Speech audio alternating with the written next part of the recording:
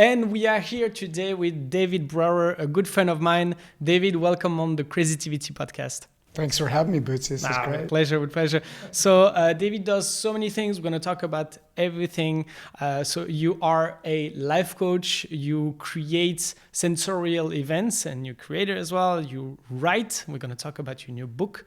And you write poems as well. So we have a lot to talk about. But first of all, I want to talk about how we met, which was through a friend of mine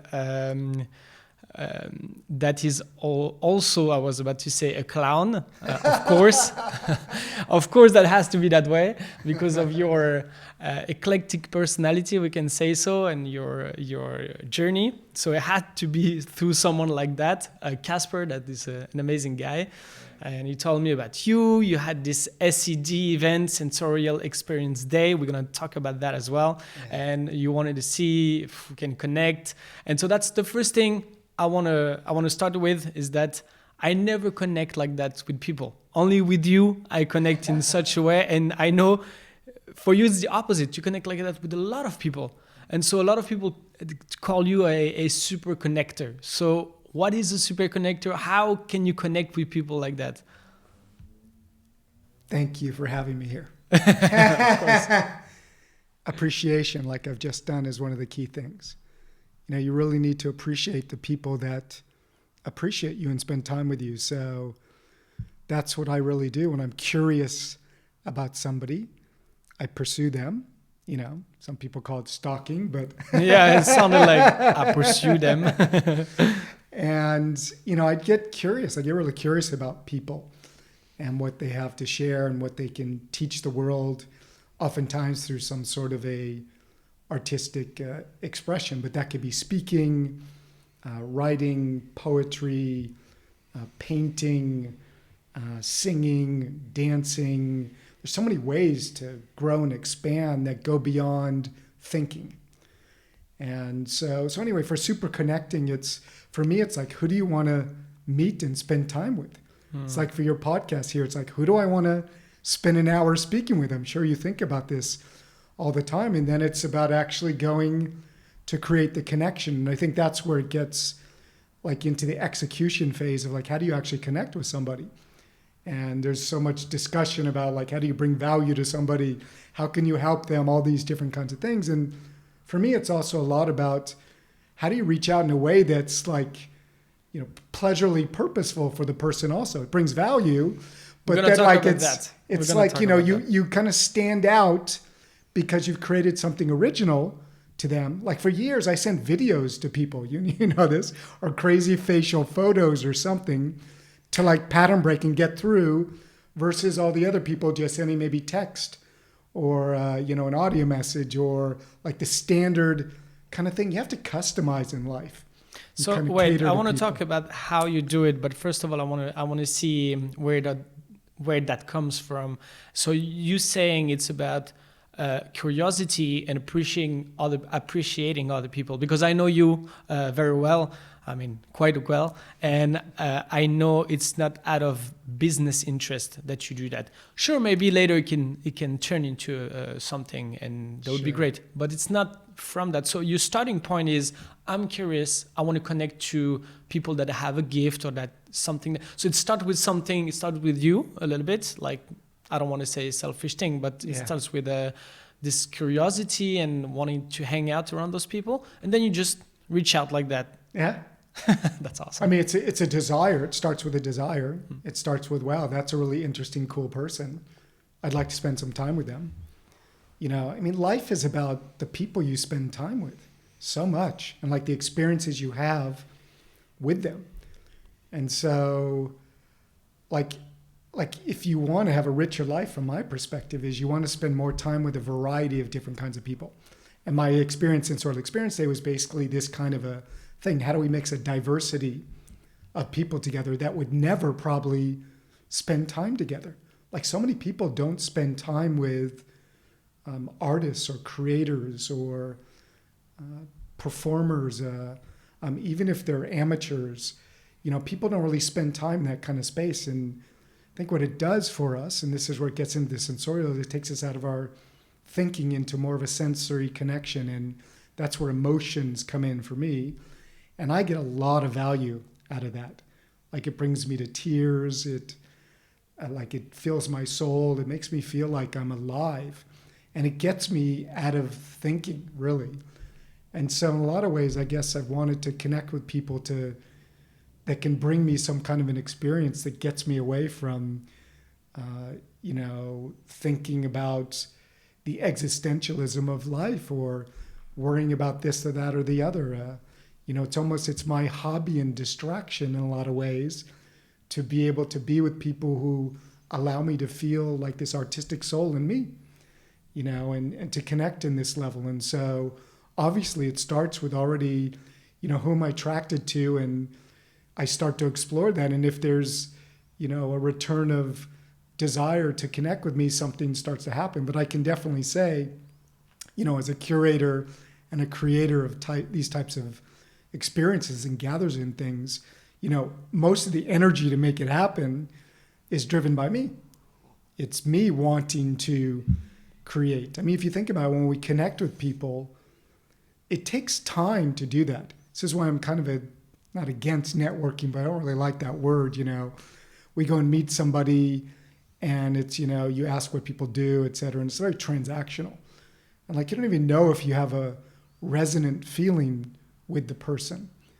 And if you don't get on subjects and share an experience that takes you away from talking about overly transactional kind of work, purposeful stuff, you don't really connect with somebody. And I think that there's enough people that do do really great things in the world, but do you like them? Do they even see you? Is there, it's just like a dance, I can't dance alone and expect the person is going to dance with me if they don't want to. So it doesn't really work.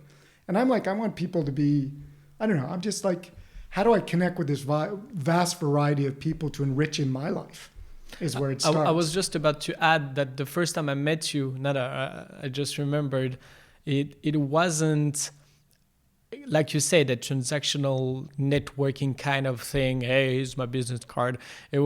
We sat in your place, and at the back of my head, I had to admit, I was thinking, what am I doing here? What's the purpose of that meeting? But there was no purpose, and it was a little bit uncomfortable at the beginning, and then we got closer very fast. Yeah. And it's just a metrics I'm going to share, and which is not about intimacy, but the number of friends you have on Facebook in common with you. I never saw that. It was 150 friends in common in a heartbeat. So that was the super connecting part of the data part of it. But we got closer very fast. And some people say, oh, how long do you know David from? A couple of months, but it felt like 10 years already. So I can attest that I lived that through you. So now, how do you do it? You don't just send a message. That's what you were saying. You reach out through Facebook, how do you do exactly? I've mostly used video to reach out to people. I found that's in the last years, and even still today. Let me ask you and everyone else who's listening, how many times do you reach out to somebody you've just met or you want to meet by sending a personal video to them, which takes less time than to write something, right? And you make it personal and you maybe make it creative and original, and the person can see you and feel you and sense you.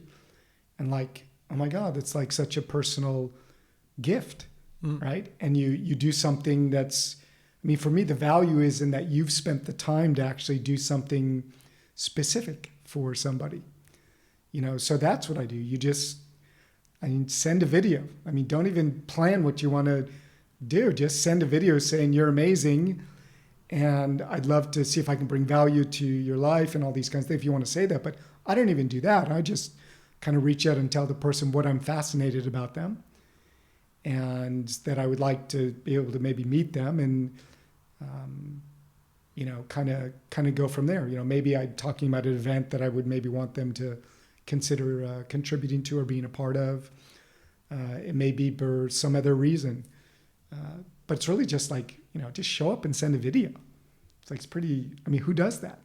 I'm asking everyone here, like, how many videos do you get, personal videos from somebody saying they want to meet you? And it's this not is hard. why. And it takes 2 seconds. We all know how to do this now. It's, instead we get caught in our head and write something and it's like, oh my God. And just send a video when you feel that inspiration. Why are you fascinated by them? Start there. And if they respond, the conversation starts. And it's the same thing in my events. It's like, if you can somehow get beyond this barrier of, it's getting fixated on what can I give to this person? What can they give to me? It's like, well, actually, can you have an exchange already that shows that you're somebody who puts in an effort to go the extra distance to show that you recognize this is a great person, and so you do something customized. It takes a little bit more effort, and as you can see, who does this? Want to stand out? Send videos to people. And you connect them through those events. So now I feel like it's time to talk about this because we have mentioned SED a couple of times. So tell us about those sensorial experience days that you organize. Yeah, we started, 5 years ago, I guess. I wanted to create some sort of a gathering that would be my version of a high-level mastermind kind of experience, because I'd experienced different kinds of events around the world, very world-class, and just felt that something was, it wasn't done in the way that I would do it, even though they're exceptional events that I've been to. There was something lacking in terms of the connection between people, and also the emotional feeling we could get. Everything was too caught in the head. And I'm a really strong believer that when we get out of the head and we do things that take our awareness and focus away from the head, we get more into a sensorial experience of the world. It gives our head a break, and we actually connect with our subconscious, which again, if you remember, is kind of what runs our life. And so if we can't touch that and connect with that and be in a space that has a conversation with that and maybe pattern break something or open something up, we get stuck in a little bit too much of a conscious perception of what's going on in the world. And so I didn't really realize this when I created the event. My event was really about creating the things that were most interesting for me, which is human expansion, personal growth, whatever you want to call that, mixed with artistic expression, creativity, and also mixing it with culinary arts and food. And so all of these things mixed together in an ambiance that brings you into a space of presence. You're very much in the present moment. You lock your phone away. Yeah, let's give an overview. So you arrive to this event, and some guy, this Brouwer guy, who says, put your phone in a box. So you're not allowed to use your phone or any other devices, of course. And then you go through a day of eating great food, meeting people, discovering new dishes. I'm just saying how I lived it, right? And you discover artists and speakers, and people have this gift or this talent, and the day goes like that. Was already 9 hours. You're like, what? And you do all kinds of funny and connecting exercises and sharing moments with people. It's not too weird, I have to say, from my perspective. It's not like a woo-woo kind of experience, which is great, which makes the time goes very fast. And it kind of feels like a moment out of time as well. So I like that about the SEDs. That's my perspective on it, of course. So why are we, I feel like people are sometimes afraid of connecting in such a level. And coming back to what you were saying, sending a video or just reaching out to some random person and say, hey, I love what you do, let's have a coffee or something like that. Why don't we do that enough? Why are we afraid of that? What's your take on that? I guess we are, yeah. We think we're afraid that maybe we don't have something to bring the person that we're connecting with. You're always like the standard networking thing is like, how can I help you? What value can I bring to you? And sometimes you don't really know what that is until you know the person a little bit more than just what you see on social media or something. And I think this is where sort of the artist creative way of connecting with people comes out. And like my main thing is really just connecting pleasure with purpose. I mean, I want to connect obviously with people that I feel drawn to. I also hope that something in there's some kind of value in there. I'm not putting a label on that, but I think we're just scared to connect with people of different levels, of different, like we don't see the connection, and this is the problem, right? We don't see the value. Like, why would I connect with this person? And that's why it's really valuable to go more than just the superficial. I can't tell you how many people I've met, and I don't really know why I'm meeting them, but I trust that I'm drawn to them. And something comes from that. And that happens in my events. I mean, people come and they meet the person that they were meant to meet to start up a new business. They meet the love of their life. But you can't plan for that. It just kind of happens in serendipity. So I think we get too rational about this. Like there's some methodology, and it's like, well, why don't you just start reaching out, take 10 people you're drawn to on social media, for example, and send them these videos and say, I don't know why, but I feel drawn to you. It's kind of easy, right? Mm. But I think everyone's kind of feels a little bit anxious about that also because, everyone's like looking for something, right? And so, of course, when you reach out to somebody and actually in the back of your head you want something, you're maybe coming from that space. And that, for me, is networking. And that's not what connection is about. Connection is already, what do we really share together in our values? What, gosh, I didn't know you love skiing. Like, that's the greatest thing in the world. You're like, what? You play the piano?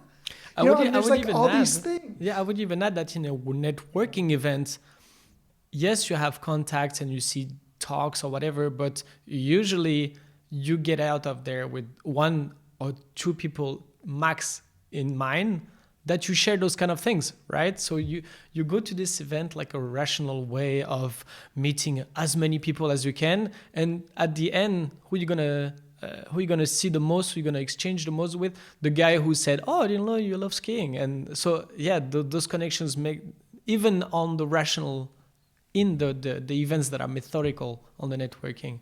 So I totally agree. Yeah. And this is how you create intimacy, right? It's like, I know you beyond what you do professionally. This is what friends are made of, right? And then of course, I mean, and this is where, I talk a lot about this, and I should really make a program or course about this. People have said this all the time about connecting. And I think about all the people I've connected with and like how you grow that relationship, right? Like the follow-up and the follow-through is everything, not the business card that you got, like you just talked about. It's like, are you going to follow up successfully? Right? And if it's only about getting a transactional thing, that can be fine. You need to find somebody to build your website. And at some party you meet somebody and you feel kind of attracted and they seem talented and you like them and they like you and they kind of, so, okay, great. You've got some kind of transit. You don't really care about having more than that with them. Fair enough. I'm somebody who wants to be more, doing things in life with people that I have a certain connection to, a certain feeling for, a certain, that also kind of get me. Because otherwise, I mean, we could just, use the yellow pages and just look up, website builder, look up speaking coach. We could look up, I mean, think about like the restaurants you go to or the any of the services like at the food market or something like we go to the places where we like the food and the quality of things, but we also like the way we're welcomed, right? We like the way the people speak to us and how we connect with them. And if there's some kind of, banter that's been created, it's not just about buying food and getting nourished. It's about the experience. And so for me, it's just a much more colorful way, instead of looking at life very black and white, on and off, yes and no, that, you connect with people more in a broad way, thinking that we all lead very expansive lives. And for the most part, we don't really know people. And so if all you focus on is what they do professionally, that's a real shame. I don't think you really reach and connect meaningfully with people. And that's how as you said so well, this is how I accelerate the connection with people is, first of all, like just using my energy to focus on them. I mean, I would go into cities to put on my event, and within a week, I would find the people, as you know how my event was built at that time, I would find the 6 or 8 or 10 people who would come and contribute to the event within the week that I'd never met before. I'd meet them on Facebook or something and reach out, give a video, and maybe we'd chat or something, and they'd feel my energy, and I'd give them, what this is all about. And it's not just, you play the piano, I need a pianist. It's like, no, let's kind of connect. This is who I am. So it's also like us. We don't share enough about ourselves either. Like you see somebody playing piano online who's a business coach. And, you're like, wow, I play piano and I want to learn about growing my business. So you may be attracted to that person. So maybe that's how you reach out to them. And I think magical things happen when we focus on the stuff beyond work. And I think meaningful connections happen. I mean, I would ask you, how many people that are currently in your life, did you meet during the sensorial experiences that you came to, and who you've had meaningful connections with, either at the events or maybe some of the dinners that we've had that somehow have been a part of your life? And it doesn't mean to be 10 people, but yeah, exactly. I was thinking about that. It's not how many people, is the level of connection with those people. It's not. I know a lot of people. I mean, it didn't sound right. I'm not bragging about it. I don't know actually quite a lot of people, but I mean, I have a lot of so-called friends, and I don't know how to say in English, the acquaintances. I don't know how to say that. Yeah. But yeah, from the SCG, the friends I have, it's on a deeper level. Like, I'm thinking about Sonia Choquette. I'm thinking about Poonam, Nathan, all those people. Yeah, it doesn't mean it's not 20 people, but the connections are really strong. Yeah, the force is strong, and yeah, I think it comes from those sensorial. So, would you define sensorial? Talking about those events, what is it about it? Yeah, well, what I really call it is sensorial intelligence, and it's this ability of us to kind of escape our head from time to time, because I think we're overly caught in our heads, or at least I am, and I think this is why I've created this this philosophy, this way to live through life, which allows me to escape my thinking. I mean, we're not here really to follow thinking. It's not, it's thinking is useful, but to live there all the time is painful sometimes, right? So for me, it's really about how do you dance between thinking and sensing, and taking your focus and using it on your senses more attentively, with more observation, more in HD, with a longer period. And then I think this is what amplifies the intelligence of the experience that you're having. And for me, when you get better at using and living a sensorial experience, you can expand your experience of life. You're not so black and white, on and off, yes and no. You get more into yes, maybe no. You get more into, there's white and black, but there's a rainbow of colors in between there. And it gives me a sense of personal agency, to be able to allow myself to experience way more of life and open up myself to be desiring to not just, go through life a little bit kind of like a standard preset, fear-driven, like fight or flight kind of way of experiencing it. And so, sensorial intelligence is kind of a way of allowing you to not be overly driven by thinking, to make that more an executional tool or a very specific one from time to time. And so get more pleasure out of life, but purposely. So for example, I mean, I talk a lot about food and I love to cook. And you're a great cook. And I'm a great cook. Thank you very much. Where did you learn that, by the way? How did you learn how to cook? I just learned by self-taught, sensorial intelligence. I'm just like focusing on my senses and being present and repeating and desiring to create and innovate and like, like for example, like how can I make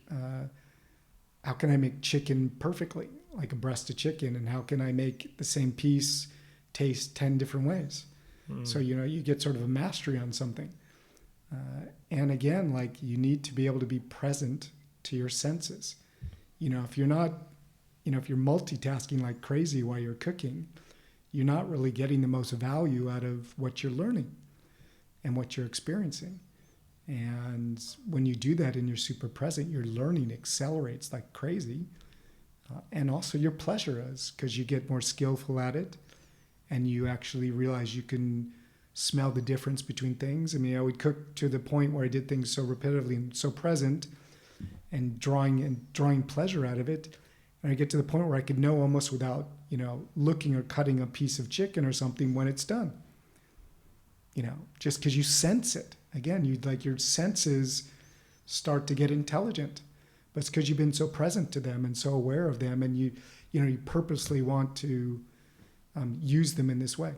So sensorial intelligence is like allowing me to live a more colorful life without going, too much into one extreme, which for example would be, all you do is live from, your chin up, and it's all about thinking and rational and logic and, or someone who's maybe on the other extreme, which is like a Dionysian experience of life, I don't know, sometimes I talk about Jim Morrison or John Belushi or, people who, maybe have their own addictions or whatever it is, but they kind of let go of all control and, lived in a way that for most of us would, I believe, be considered, or at least for me, too extreme, too wild, too free, too unconscious.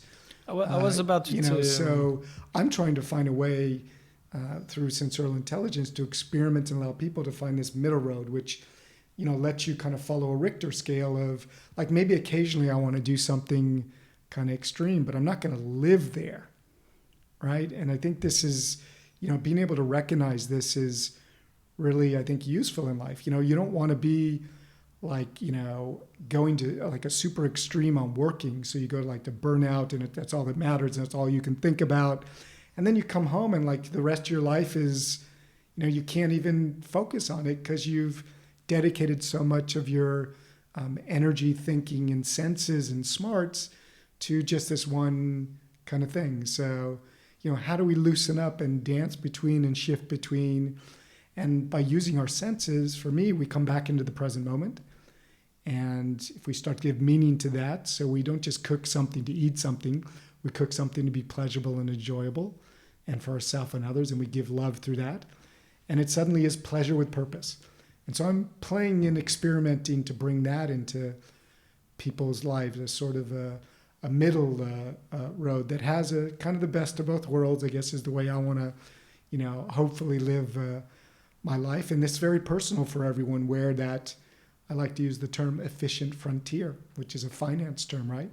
Like where your risk and reward cross. For everybody, that's a kind of different range. I'm not saying my way of looking at this is that, but it's just my observation that if you're on one extreme or the other and you live there, from there, I don't really see too many examples of that I admire personally. Yeah, that's why I wanted to ask you about, because sometimes we think about pleasures in some sort of superficial way. It can be that we always seeking for pleasures, for sensorial, external stimuli. It's also the dilemma of the carpe diem thing, the purpose and the meaning versus just the senses, the the food and the drugs and the sex. Like, I'm exaggerating, right, to both worlds. So how would you bring those two worlds together? You're saying it's don't fall into the excesses, right? Firstly, I just want to again say, it's not necessarily so straightforward. It can be complicated, and it's almost like instead of learning a dance step from salsa, instead I play Latin music and I tell you to, freestyle dance. So it's only in experimenting with yourself to allow yourself to stretch that you're allowed to actually bring more into your ability to experience, receive, and manage different kinds of experiences. And again, some of us, maybe some of us have more addictive behaviors or, than others. I'm not a doctor. I'm not pretending to give people a solution for that or an addiction specialist, but, I have found in my own life useful ways of exposing myself to certain things to allow myself to be able to get more control over them in a way, or, over myself to be able to say maybe yes or no and do different things. And that's why I wanted to come to, it involves some kind of discipline as well. Sure. So, because a lot of people are seeking comfort through pleasure, I think. And when it's not pleasurable, when it's not comfortable, like, oh, I don't want to do that, they don't go for it. So it's almost like some people are mixing up this pleasure thing with there's also discipline involved, and sometimes they don't want to do it, right? So I know you have this discipline. So how do you manage that, and what is the vision you have towards this paradox? Yeah, I really... I guess my dream is to be able to live in a way where I can dance between pleasure and discipline. And sometimes I'm doing stuff for pure pleasure. And sometimes I'm doing stuff purely by discipline or for discipline or to cultivate discipline. And ideally, I want to overlap those. So coming here today, what did I do when I came? I walked up 8 flights of stairs to be able to come here. And I do that. And you weren't even sweating. And I wasn't even sweating. I was looking for it, but no. You had your full breath. And so, I choose to, I guess call that with discipline, but becomes a habit. So I don't even think about it. Like, I take the stairs when I go some places. That's how I define myself. This is who I am. And so I'm getting pleasure with purpose there. I'm using my discipline to say, climb the bloody stairs. I'm getting a workout in my legs. I'm getting my oxygen up. I feel good when I do that. I enjoy that. And I enjoy the idea that I'm using my time in a way that's useful. See what I'm saying? And so, yeah, it's about practicing those types of things. I say to myself, how can what I'm doing that's pleasurable serve me purposely? Give another example. I watch movies. I like to take notes a lot of times when I watch movies, like phrases and quotes and something I feel and sense.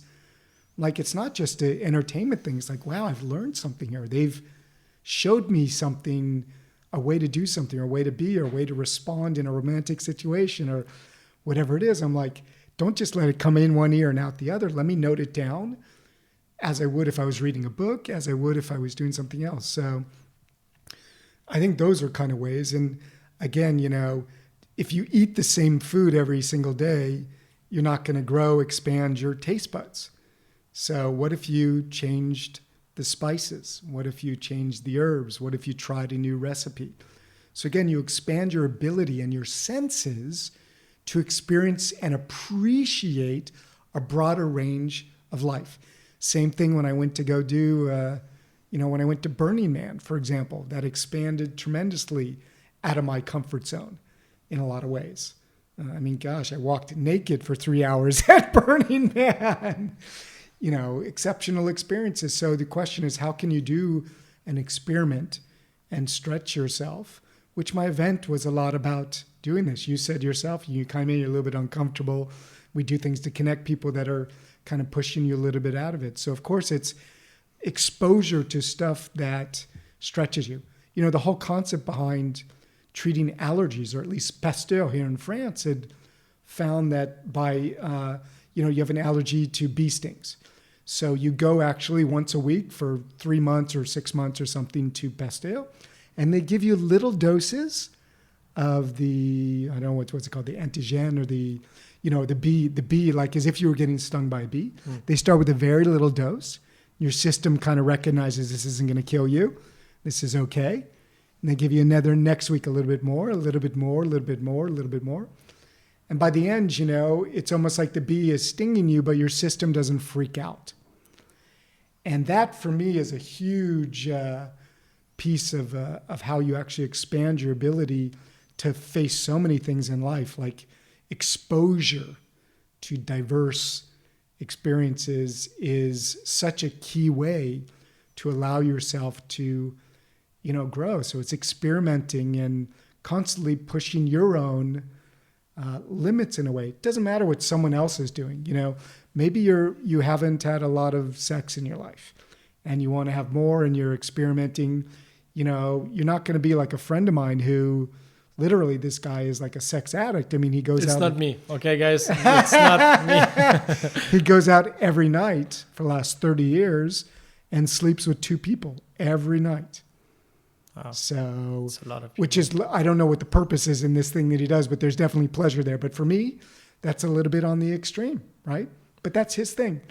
But, so it's like, how do you expose yourself to experiences that make you a little bit uncomfortable, but that after you've done it, and you've done it with presence and also with a sense of like, I'm going to let myself experience this. I'm not going to go in there saying this is BS. And like, what if you just kind of let your head stay aside, and, you need to go to places where you have a certain level of trust, et cetera. I mean, you have to determine that, but that you kind of explore a little bit.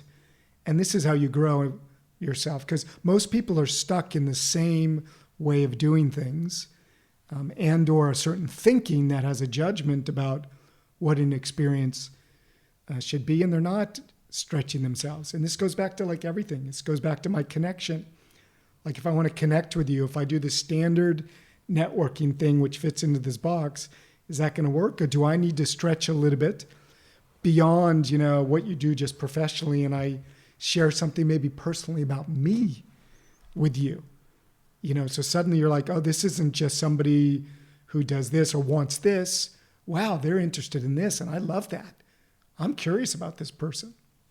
So talking about savoring life, talking about a lot about that, and you had this acronym, this CASH acronym. I love that. I don't know, it was catchy. Maybe you don't use it that way anymore. What was CASH again? And what can you tell us about? You told us a lot about saving life already, but how would you encapsulate that in this sentence, in this acronym?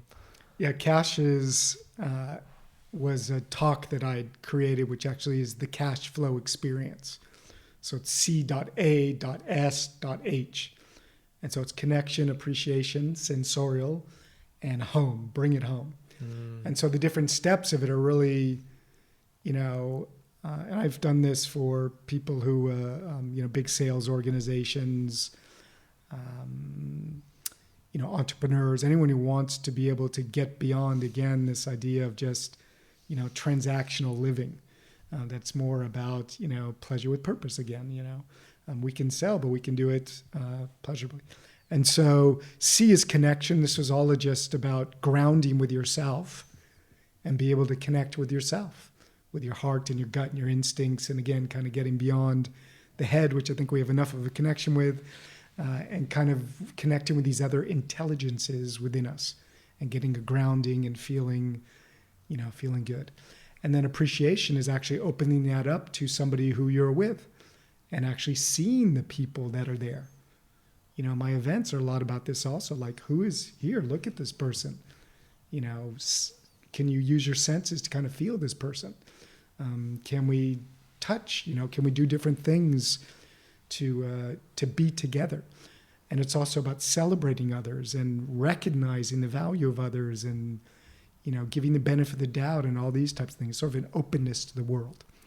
And then sensorial is, again, about making it fun and playful and joyful. I mean, life is at the highest level, like, the greatest spiritual way of going through life and all these types of things for me is, it's like the people that are joyful amidst all that we have to go through life. If you can come back and find that and live that and make moments special and, use candlelight at dinner with your loved one on a day that's not St. Valentine's Day, buy flowers randomly for somebody, whatever it is, to do something that makes life more enjoyable. Like in business meetings, they're so bloody boring, right? And like no one really cares. No one wants to be there. Most of them are useless in most respects. So like, how do you make it a more meaningful moment? And how do you make it more fun? Maybe like everyone has to answer a crazy question or whatever. So it's like, get creative and inventive with you, but you would, this is like where you live a lot, this space, like how do we get more innovation at creating together?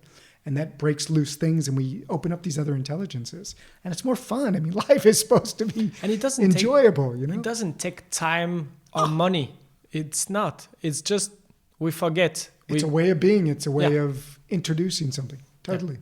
It doesn't take much to make a dinner together nice. Like I'm like, I eat alone a lot, particularly these days, I do the best I can to set up a beautiful table.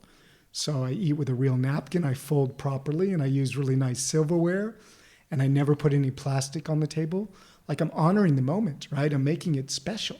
I'm celebrating life, instead of vilifying and making like the eating experience transactional or a task. There's too much of this is happening in life. And so the last part, H, is home, which is once you have those three things lined up, connection, appreciation, and making it, joyful, playful, and pleasurable, you can actually just see the results coming in. And then it's about trusting, believing, and receiving. This is when the magic starts to happen. You've done your work. Is it about things are manifesting? Thinking about bringing it home, like you say, as well? Or is it about trusting the process? Because a lot of time, I feel we go through these experiences or extraordinary experiences like, okay, Burning Man is out of this world, but even SCD, other crazy experiences, and then we just like come back to what we used to do. That's what you're saying. So we also have to think about it and just... Yeah, well, I believe in the experience I've seen also in others is when you get to a place of being grounded, connected with yourself, that you're open and receptive to others, and that you're in a space of joy and exuberance and abundance, that you are acting and behaving in ways that break through, former patterns maybe or conditioning that you've had, and things you start to see because, again, your senses are alive and open and you're present to life. You start to recognize the opportunities, and then you start to act on it because it feels good. You start to realize, I need to focus here. So yeah, you start to get into action, I want to say, in a way that you wouldn't if you haven't really primed yourself in a way that makes it so you feel good about. And like suddenly things that seem like a challenge before are not. Afterwards, if you block yourself, if you get in your own way, if you start overthinking it, overanalyzing, I think that's what stops us. And is that one of the reasons why you came to Paris, to also savor life and see all those? Because we have to put in context that you are an American originally and you live in Paris. Since when? It's been 30 years in April, Bootsy. Wow, 30 years. So was that part of this whole thing, to come to Paris, to open your mind, to savor life in a different way, to open yourself to different people? Was it in this? Was it already in this mindset?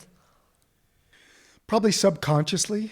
Okay. I escaped to get away from going to law school, which I aimed for, but which was definitely not the path I was intended to go on. And so, I was trying to escape the kind of herd mentality that everyone had, at least where I grew up, that you need to immediately start doing something.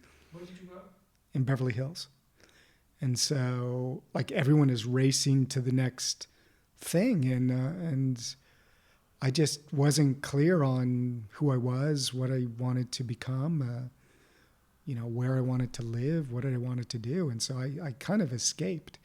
And in some ways it was escaping sort of a thinking, rational, planned way of looking at life at that time.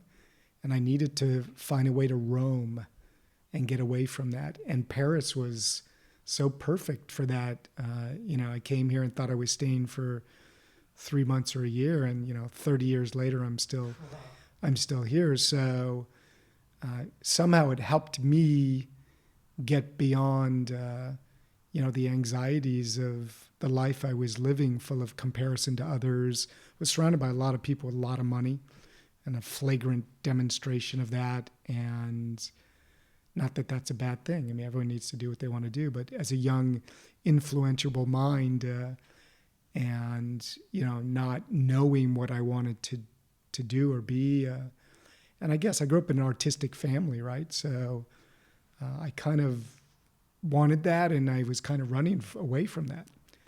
And at the end, I just decided I needed to run away and go to my own sort of ashram and get away from my family and suddenly go on my own hero's journey, right? And not follow in someone else's path, and recognize that I needed to find somehow my own way.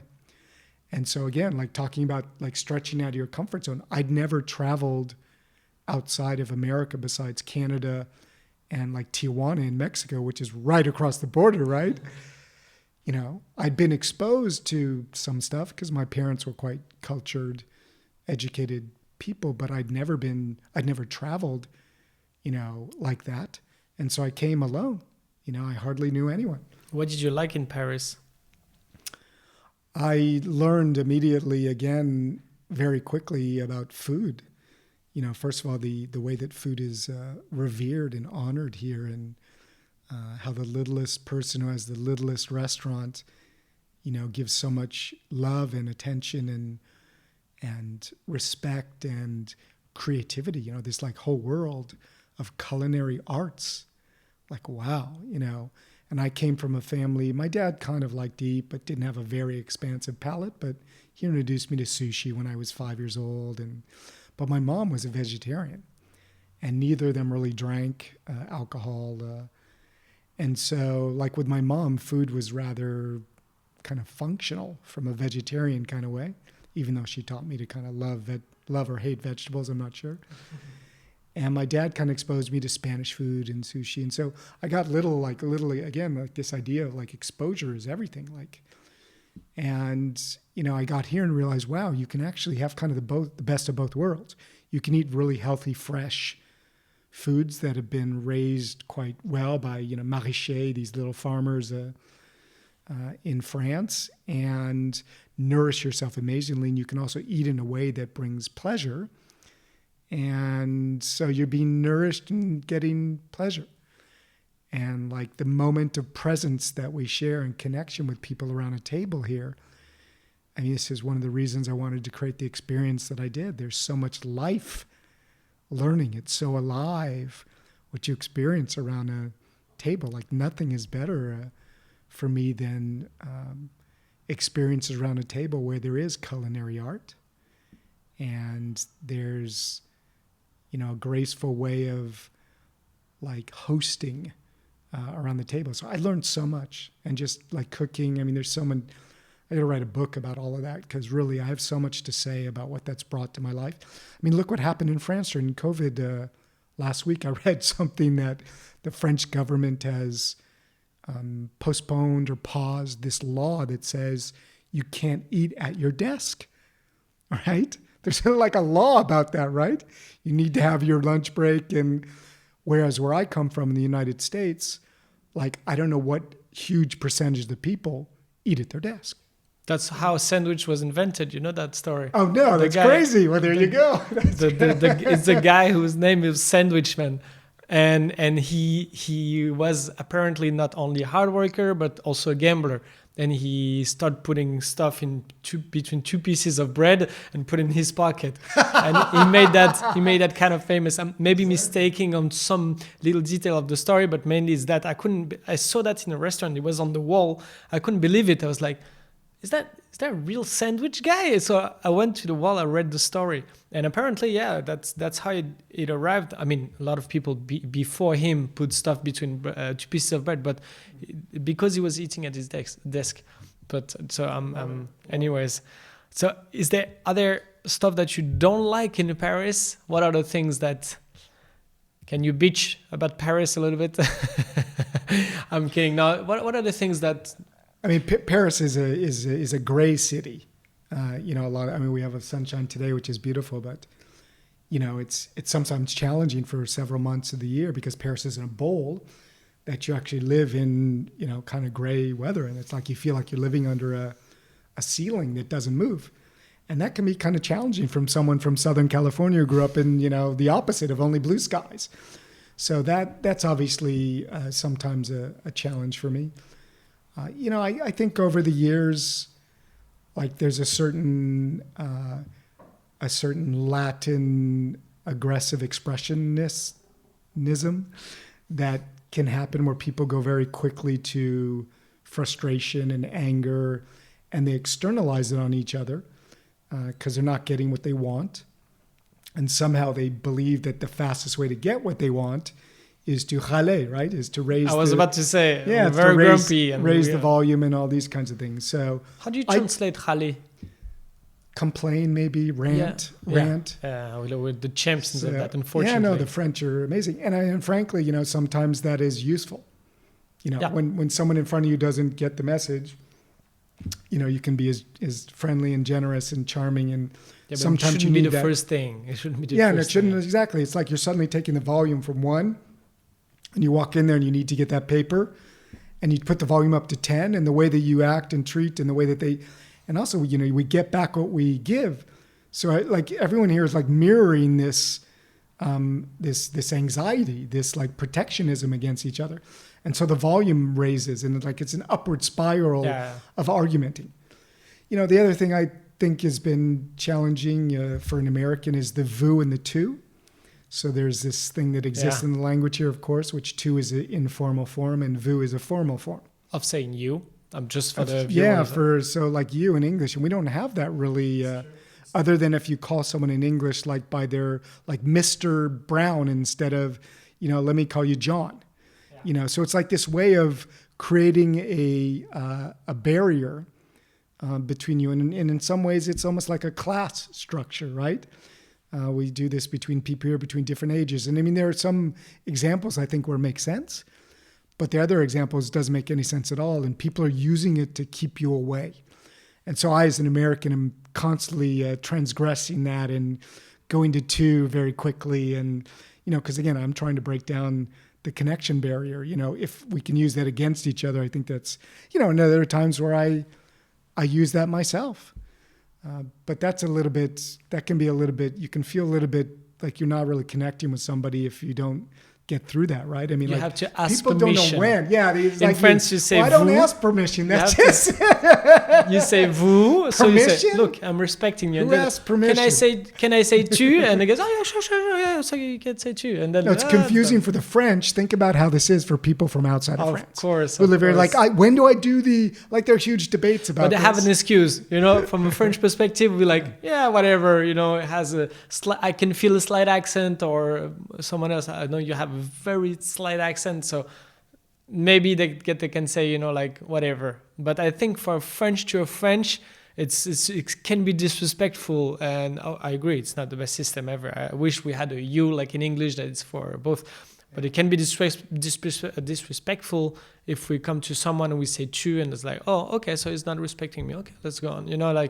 So it's a stupid thing for sure. And you still feel in your heart, do you still feel American? Do you still feel French? Is that a gray zone? I was wondering that. Well, again, I want the best of both worlds. So I'm between, pleasure and purpose. I'm between American and French. Nice. Again, this is part of why I am who I am, and maybe why this works so well for me and has in my life, is that I want to focus on the best things I get from my Americanism. And I want to get the best things from the French side also. I'm trying not to fall into too much of the trappings of the bad side of things, And I'm kind of lucky because I feel like my life, I'm kind of like a tourist. I'm like a permanent tourist. Like here, I'm still an American, even though I've been here 30 years and I'm completely fluent and completely integrated. And I love that. But when I go to the States, it's the same thing. I can feel kind of at home, but I'm also kind of an outsider. The way that I see life, the way that the things that matter to me, I've never really lived there after, being 21, 22 years old. So, I feel like a hybrid. It kind of depends on the subject, but I hope it's more a fusional thing than, again, like a black and the white thing.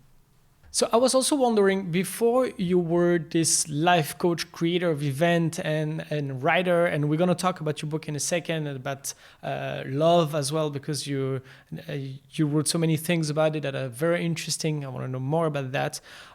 What kind of job did you do before that? And I know that's not it's the standard question, but it's more for people who are watching us and listening to us. I like to talk often about the tilting point, if I can say so. You had this a regular, if I can say so, job in a company. So tell us a little bit about that, and when did you transition, how, and I think it's going to be interesting for people listening to us. Yeah. Well, I mean, when I first got here 30 years ago, the first job I had was in a law firm as a mailboy, and then I quickly found a job teaching English. And as I got integrated, as I learned the language here, it was really useful. I was teaching in the top American advertising firms people to speak in English and to express themselves. And it was great. It was almost like coaching sessions already in life, right? I would have one-on-one or I would have big groups. And it was really cool. And then at some point, I thought I wanted to do writing back then, now that I think about it, like this American dream, you want to be Hemingway, right? And I wasn't too, I remember writing a short story about a love affair I had actually. Wow, I just remembered that. So I thought I wanted to get into writing. And next thing I know, randomly, there's an ad in some, newspaper here or something to work for something called WD EMEA or something like this. And it's about publishing. And I'm like, well, maybe I can go to the publishing world and learn more about writing. And I go to the interview, and it turns out that it's Disney. And so I entered the Disney Consumer Products, Europe, Middle East, and Africa, regional offices that were based here in Paris, mostly because the Disney park was opening. And so I find myself for 5 years working in Disney on publishing books and creating stories for magazines, books, and things like Journal de Mickey. I was the guy between Disney Hachette, who was publishing it, and the Disney Corporation, who had artists who would correct the drawings, and storyteller people would make sure the branding was right and that they're not saying things in the story. I was the coordinator in between all of this, wow. Interestingly. So I was being drawn back into a creative world, clearly, and fate just brought me there. So I love that, but at some point I kind of looked up and I was like, do I want anyone's job here? And the answer was no. How long did you work there? Almost 5 years. Okay. And so I started looking for other places. And a friend of my dad, again, you need to share when you're looking. You need to ask people and tell people, and people connect you with people. Again, it's all about people, right? So a friend of my dad's connected me with some lady who was looking for an American to help her grow her business. She was a lady who'd opened a small TV distribution company called Salsa Entertainment. And she had started it with the Jim Henson catalog. So she had all the Muppets and all these great, things and a bunch of other things and some catalog of 300 movies, etc. So I got hired actually to go into a 5-person company with the job of marketing and licensing. And so I did that for 5 years, and towards the end, it was pretty clear that that it was going to end. And so I started for about 6, 9, 10 months. I started looking, and I turned back to my dad's friend again and said, "Any other suggestions?" And he said to me, "You should look up online at a company called IMAX, They do big screen theaters and they create documentaries, and they're a cool company. Who knows? So it's incredible. I go up and look on the site, and there's a position that they're looking to fill. It's unbelievable. It's so random, right? So in Paris, France, as a salesperson based at home, or to go to Nice and work with the guy selling systems. I mean, it's just like, right? So it's like this random, like, just let yourself roam, ask people, be open. And it just happened. And so I spent my time trying to interview for that and get that job. And I won the process, which was like this arduous 3-month crazy interview process.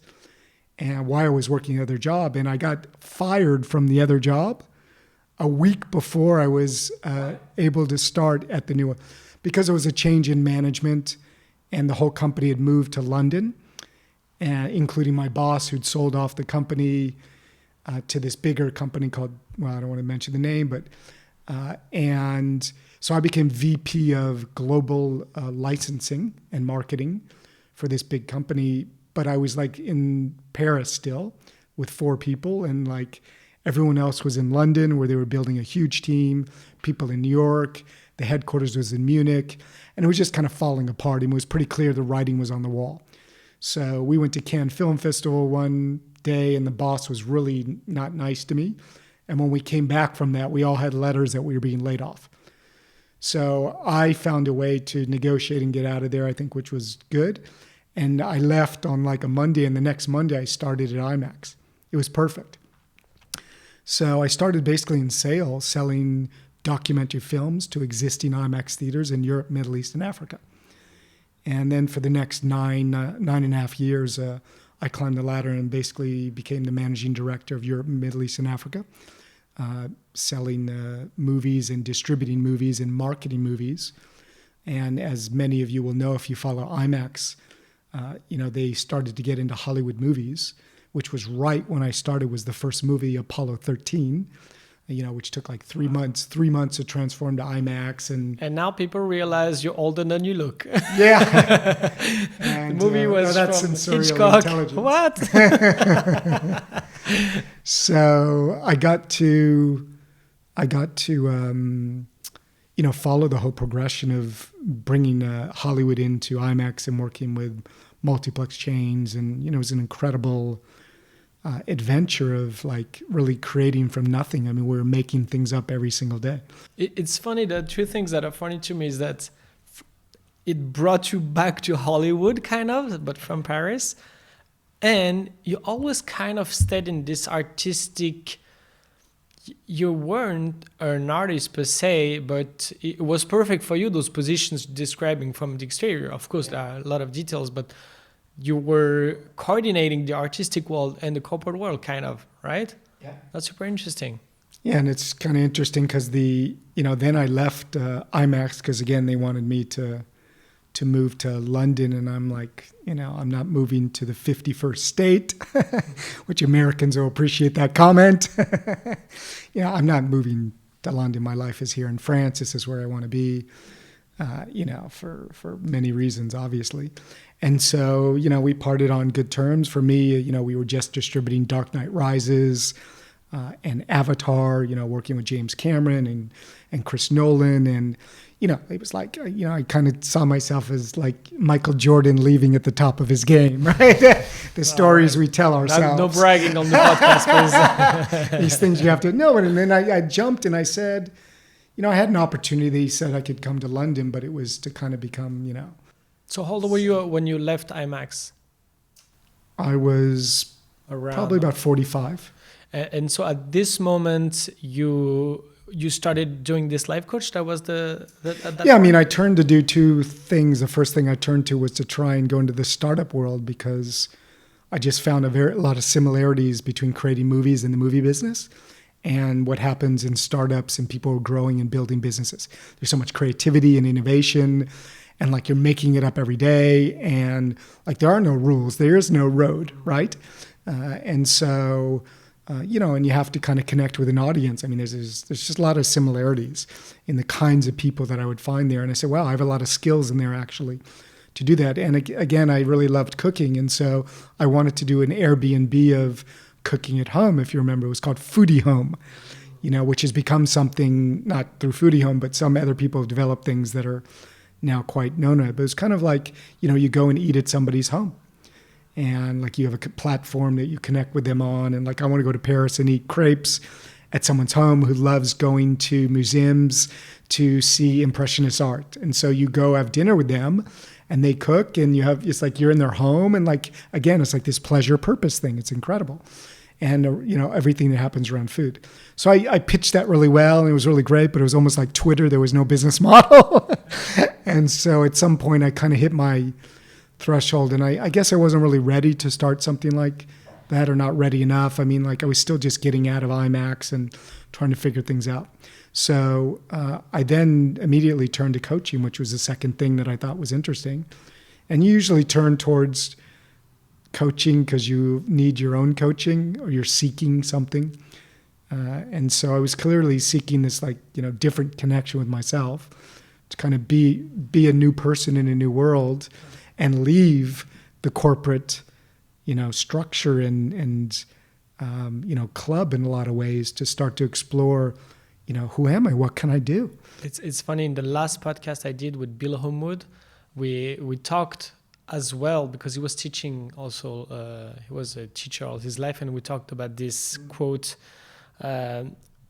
which is, we usually teach what we need to learn the most. I always think twice when I'm giving this quote, and I love it. I don't know where it comes from. I have to look it up. It's twice on the podcast already, and it often comes back. And I think it's not being an imposter, because it can be seen as being an imposter, like, oh, he's teaching, but he didn't do it for himself.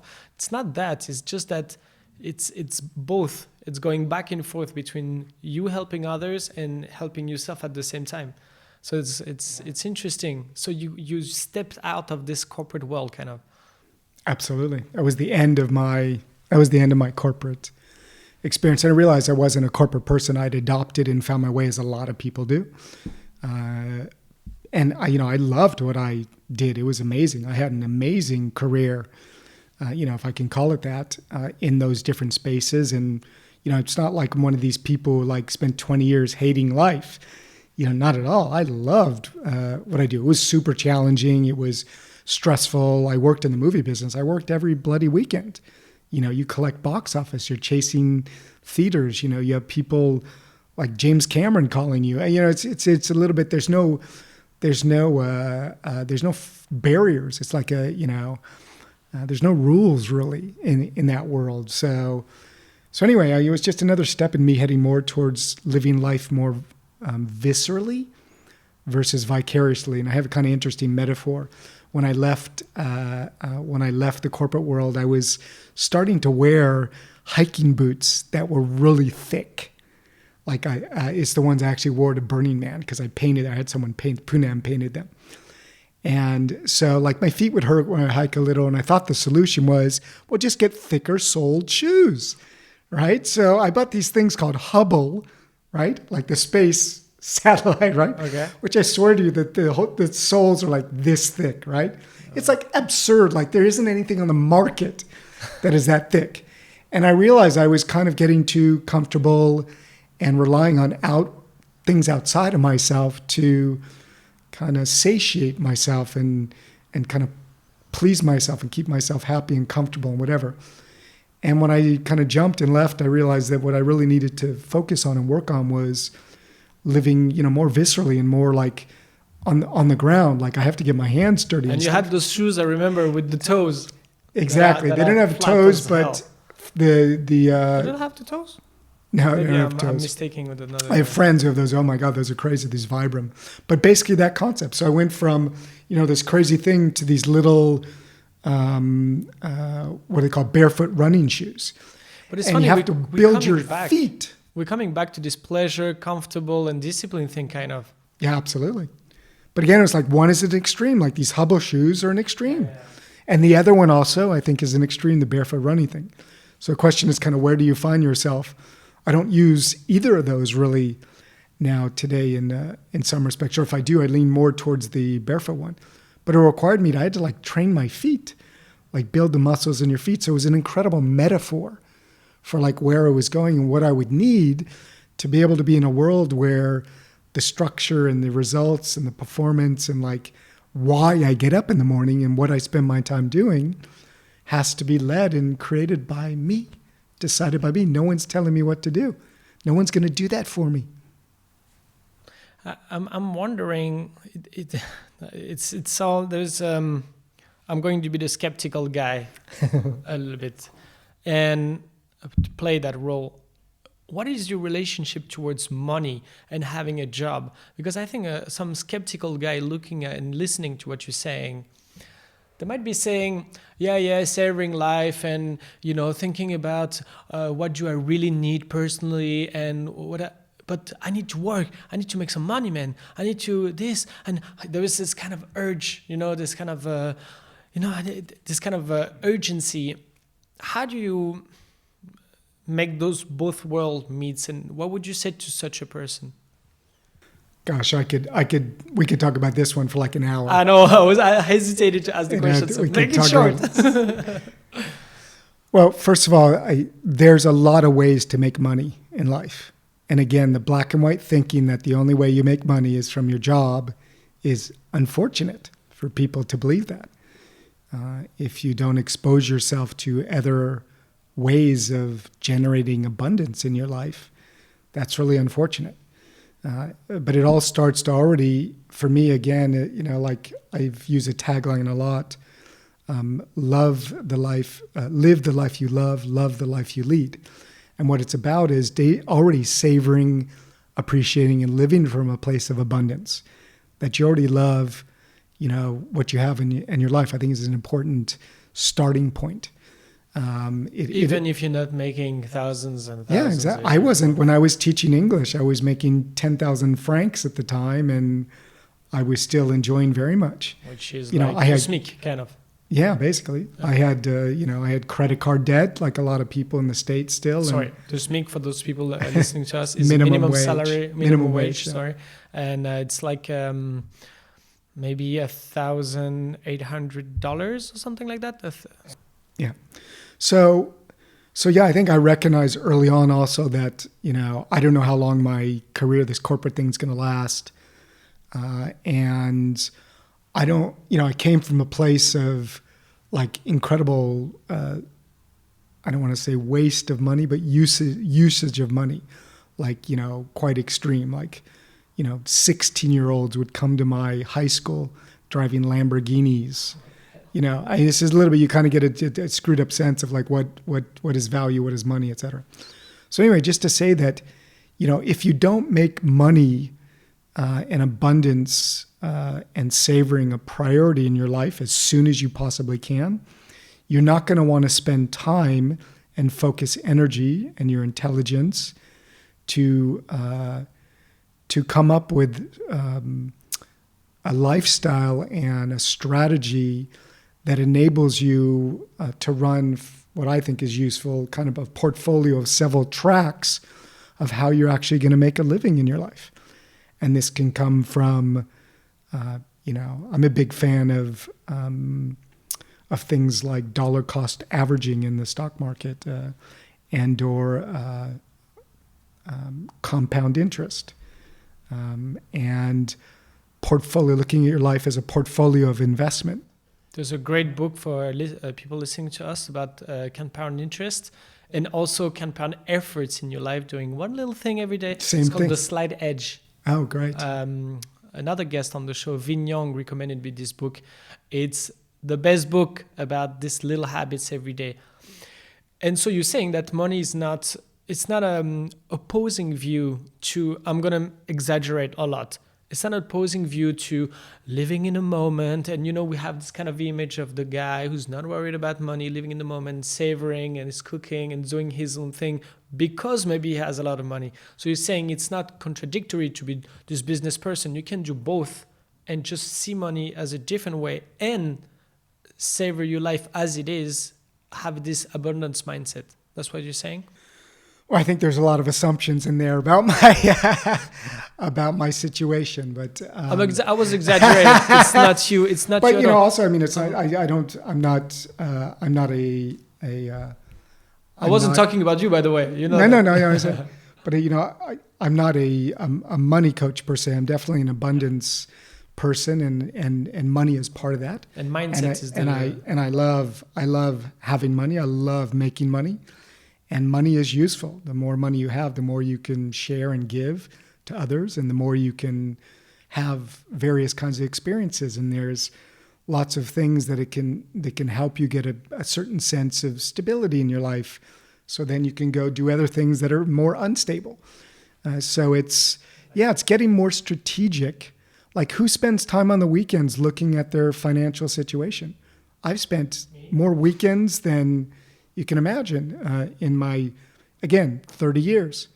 So it's not just about like making a lot of money. I know a lot of people who've made a lot of money and that have no money today because they've spent as much as they've made or made bad, choices based on comparing themselves to other people who bought these huge McMansions, maybe in Florida or something, and then the market crashed. So I think it's very personal, but one thing is for sure that either if you focus entirely just on making money, probably that's not going to happen, or you're going to be so unhappy that you don't have abundance, you have money. And that I don't think that's like the certain extreme. So I'm interested more in finding a middle road that makes it so I don't have to kill myself. So it involves making decisions about what matters to you. What is your wealthy life? What does the abundant life look like to you? There are many things I don't spend any money on, and there are other things I will spend lavishly on. And I'm pretty clear about those things. And also I'm pretty clear about that for me to reach a certain target or what I want to do, I have to make certain lifestyle choices and things, So but if you don't kind of focus on that and you think it's just about making money by working, and maybe that works for some people. I'm not putting any framework on anyone else, but but it's I great. think there's many paths to getting there. But if you don't pay any attention to it, and that's definitely not me, where are you going to go if it's just, on the other side, if that's all you think about, that's all you do, and that's all you work for, et cetera, like what kind of life do you lead? So I'm looking for where's like this middle range road. And again, for everyone, it's different. So it's like exploring, what is that for you? And how can we build something that gets you in that direction? And so you don't have to think about it and spend so much time on it. I mean, there's many ways to do this. And again, bit of patience, bit of discipline, a bit of, not impulsive, like the market crashes and you sell everything. Like, okay. So there's a lot of fascinating stuff about the way that you relate to money. I think says a lot about who you are. Another part of what makes your life wealthy is love and romance. And I know you talk a lot about that, and you're going to talk about your book as well. But first of all, I know you lost your love from 27 years was that I personally knew. So it was very hard for you. And I know you overcame that somehow.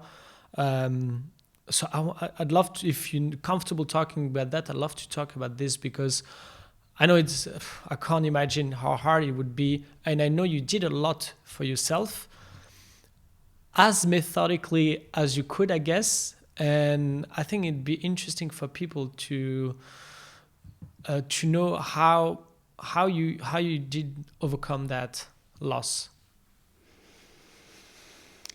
Patiently. It takes a lot of trust in life and trust in your own, I guess, destiny and fate, and belief that, maybe you want to look at life as being unfair, but I prefer to look at life as being a treasure and special, and, that there's a certain soulfulness to my experience here. And that, I guess in some ways leaning on some spiritual ways of looking at the world, that, we're all here for some kind of reason that we're discovering and exploring and expressing, and the people that are in our lives are also on their own path. And, life can be unfair. When I spent time with the Dalai Lama and Samdom Rinpoche in Dharamsala in the end of 2019, one of the key messages that they wanted to share with us when somebody asked a question about he fought with a friend of his and their friendship seemed to end and he wanted advice what to do. And the response from these, 80-year-old spiritual, nobles was, well, they kind of laughed and said, you should be appreciative because your friend has taught you impermanence. That things and people and positions and salaries and jobs and relationships, in a lot of cases, one way or another, they're impermanent, right? They're not going to last forever. And that's a concept that we don't always want to accept, and we're fighting against that. And so, I had to spend a lot of time, introspective time. I spent a lot of time alone when I was going through this. And I did that because I wanted to be able to connect with myself and heal myself, and realize that, I was by myself, but I wasn't alone. That I could handle being alone.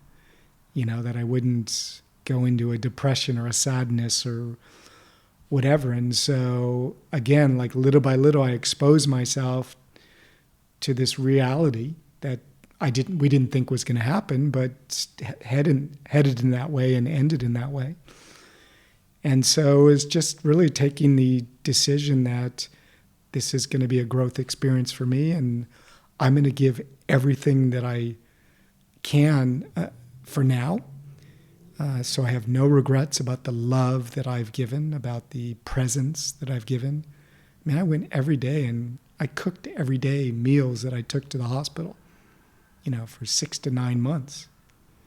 I'd cook and then get on my bicycle and ride 20 minutes and then spend some time and then come back home by myself and cry on the bicycle and like let my emotions out and yell at the world and go through all these phases of grief. And luckily I'm well surrounded, so I had people that I could share with. And I did different kinds of experiences to help me emotionally. I had some healer people I would spend time with, where it would be a kind of a mix of like a psychological discussion, like a therapist kind of discussion with people who are not therapists, really, with sessions of Reiki, with my osteopath energy person, did not block the energy that was within me because of the emotions that didn't want to see the light of day because it was so painful to let them. Yes, you should. You don't want to cramp. You don't want to cramp down. That's, I think, the worst. Yeah. Maybe you don't want to let it all out at once. No, it's yeah. But you want to kind of open the valve, and again, it's always the same idea that I'm saying, like expose yourself a little, open it up a little. It's also like crying. Like when people are together in groups and things. Sometimes things I've been part of, like somebody starts to cry and people immediately come up and hold them and touch them. I'm like, no. Let the person cry. They need to be able to manage and live with themselves. Like if someone is always there, what happens when they're alone and no one is there? So for me, it was really important. Like, how do I have this experience in a healthy way and let this stuff out? And it was brutal. It was absolutely brutal. And you get on with it because you get on with it. But, the only thing that I could promise to myself was give all my heart, give all my soul, love with everything I could, give her everything that I have to give and I could, and that she wants and needs in this moment, everything that I could possibly do for that, do that, be the greatest husband I could possibly be, help the family understand and process this also. Because everyone has to go through it their own ways, so somehow be the man that can, be the translator for them a little bit about that. And the rest, you're just kind of feeling it through and making it up. It's not like there's a formula to do this, but you want to be able to release your emotions either alone or with someone who can help facilitate that.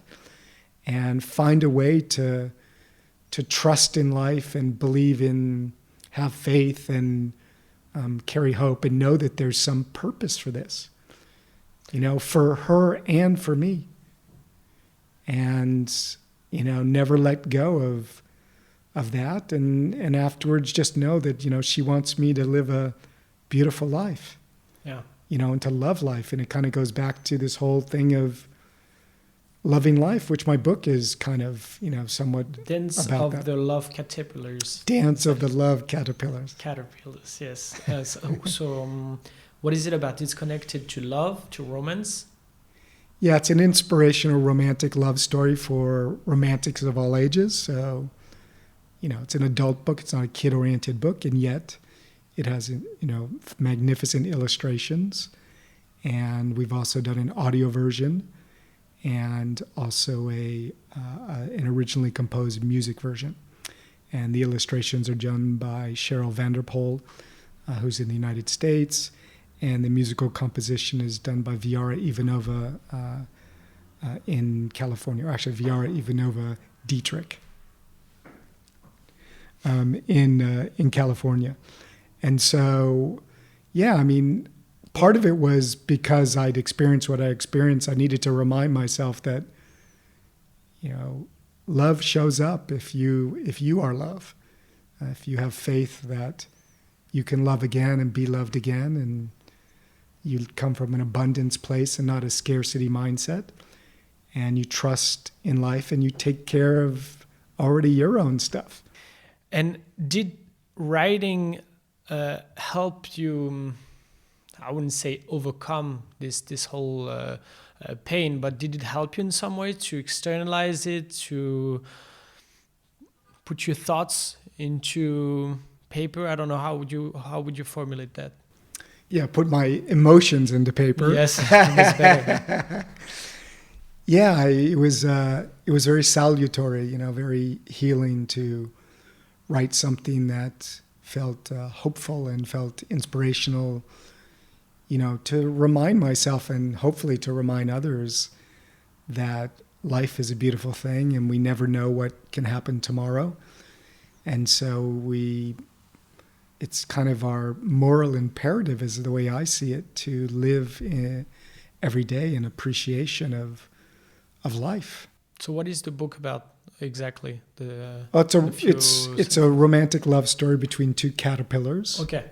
Who randomly, serendipitously run into each other, and they're both trying to find food to eat because there's not much, because of a certain dryness in the season, and something random happens, and they're able to cross a river, and they run into each other. And so, don't say everything. Yeah, and so they discover each other, and what happens from there is really their kind of a transformational journey, because they're monarch butterflies that are supposed to be heading towards becoming butterflies. And so it's the whole interaction and conversation and exchange they have in this very random encounter, and how they realize that really life is about savoring the moments and making the best of what is today. And we don't really know what will happen tomorrow. And my life is a demonstration of that, as are many people's lives. And so given that, that impermanence, how do we live still with joy and love, and realize that we can have love again. We can live from love again, but we need to embody love ourselves. How do you define romance? What is romance to you? Because there's an official definition. Maybe you have a different one? It's interesting. I think about a video. I asked this question actually publicly to people: is romance essential in your life? And we'll be releasing the video. You asked me, and I had to look it up. I was like, what is romance actually? So that's why I'm asking this question as well. Yeah. So, 33 people answered in this video, which will release, which is just epic. And what's fascinating is everyone has a different definition of what romance is. And I love that, because it joins my own definition, which is really about, it's kind of a way of living your life. It's a way of seeing the world and experiencing the world. Like, I want to consider myself a romantic of life, meaning that I recognize, appreciate, and savor beauty. I love human connection. Sure, I love romancing people and charming people and generously giving to people. I love beautiful. I mean, Paris is such a romantic city. The architecture, the history, the museums, the culinary arts and the food. This like Latin way of people being together. There's so many elements of it that make it feel to me like I'm having this love affair that's full of variety and diversity and like juicy sensorial kinds of things that make life worth living, that make it, super engaging from a joyful kind of way. So it's not just about the very simplistic view of romance between a man and a woman. That is part of it, but it's a way more broad, kind of way of looking at the world, which for me is basically sensorial intelligence. Yeah, and sometimes in life we get busy, we have a job, we have this and that, and for some people the kids as well. And romance is the first thing that we forget how to do. You were saying before, it doesn't necessarily take much time or money. It's just putting a couple of candles and a different plate, and a napkin. Those things are important, and sometimes we forget about it. Of course, I'm talking about one type of romance, and as you said, there are many definitions. So what advice can you give people who are super busy and who might forget, who might not think, and who might already see the romance disappear from the couple? Just use the question, how can I make this moment romantic? So you're about to set the table for dinner. Ask yourself, how can I make this romantic? And maybe it's you say, well, I'll write a little note to tell her I love her. I'll put a little heart. It's not much. I'll just put a little heart on her napkin. It's these little kinds of things. And a lot of people say this in the video. It's like the little, like I touch you on the shoulder when you're doing hard work at home and you're kind of look a little stressed. I don't say anything, just walk up and just touch you with my hand, It's about like smiling at strangers or a homeless person. Same kind of thing. But like in anything you do, and I believe in work also, like you're having a tough moment at work or you're writing something to a client. A lot of people say, write as if you're writing a love letter to them. Do a video. You must know this. You studied this kind of stuff. Like do a video speaking to your client as if you love them. It doesn't mean you're using language of love, but you're coming from that intention. And there'll certainly be things that come in and are expressed in a way that, again, is way more connective. And so, yeah, it's just ask yourself, how can I make this moment a little bit more special? Romantic. Surprise is a great thing. Serendipity is a great thing. Doing things different. Diversity. Change the color. Change the lighting. Think about your senses. Like, how can I use my senses to make this for me and for someone else a more romantic experience? It's almost like you working from your desk. You suddenly say, well, writing at this table at my work desk is boring. What if I sit on the couch and put my feet up? Maybe that's a romantic moment for you, right? And you're still doing that hard text. So again, it's like pleasure and purpose. How can we like overlap them? So coming back to the book, I also wanted to ask you, who is this book for? So we talked about romance, how you see it, and all those little tips. Who you would say this book is for? Anyone who feels in their heart that they're a romantic, definitely. People who are looking for inspiration to feel like, they will find love in their life. Potentially romantic love or friendship love or whatever, that you never know. It's not only about romantic love. It can be about friendship love. Oh, yeah, absolutely. Yeah. Okay. It's just the hope. I mean, a lot of people don't have really good friends. I mean, really. If you're not like ecstatic about the friends that you have, I mean, like really? Like you love the friends in your life? You need to get a little bit more romantic, I think. So, yeah, my wish is that it has the inspiration to give people the belief, the hope, the desire that, when something serendipitous happens in life, good, bad, or ugly, that maybe it's an opportunity to really open your eyes and your senses and ask, where's the gift? Where's the teaching? What's the meaning? And just kind of believe that there's something of value there for you. Otherwise, it is a delicious romantic life and love story that wants to help people stay focused on, how do we make everyday life a beautiful thing, in spite all the challenges and all the stuff that we all have to face and go through.